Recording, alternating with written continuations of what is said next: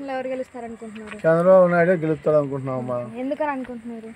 ప్రభుత్వం అట్లా ఉంది, ఏం చేస్తాం మరి. ఈ పరిపాలన ఎక్కడా కూడా ఏమి లేదు, ఎవరికి ఏమి న్యాయం జరగలేదు. అది ఈ సంక్షేమ పథకాలు పెట్టారు కదా, వాటి వల్ల మీరు ఎవరికి ఉపయోగం?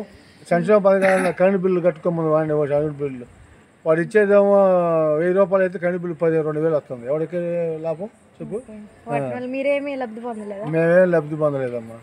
అది ఓకే. మరి మన రాజధాని ఏదైతే బాగుంటుంది, ఇప్పుడు 60 సంవత్సరాలకు పింఛన్ అన్నాడు, ఏమి ఇస్తున్నాడు? మీ ఇల్లు స్లాబ్ ఉంది అంటున్నాడు. అదే అంటే మీకు కరెంటు మీటర్ అన్నాడు. కరెంటు మీటర్ 300 వచ్చేది 2000 వస్తుంది. ఇక ఏడ ఎత్తాడు పథకాలు ఎక్కువాడు మాకు. అది 10 మందికి ఇస్తున్నాడు, 10 మందికి లాగుతున్నాడు. 20 మంది దగ్గర మీటర్లు బిల్లులు అవుతున్నాయి. మరి మన రాజధాని గురించి ఏమంటారు? మన రాజధాని గురించి ఏం చెబుతాం? ఇక అమరావతి రాజధాని. మనకి రాజధాని ఏది? మన రాజధాని అమరావతి అనేక రైతులందరూ ఆయన నమ్మాక అందరూ భూములు ఇచ్చింది ఆయన నమ్మాక. ఇవాళ ఆయనకి ఏమో ఒక ఎకరం తీసుకోమని ఇస్తారు. ఇప్పుడు జగన్కి ఏమోను ఒక్కరిస్తారు భూమి.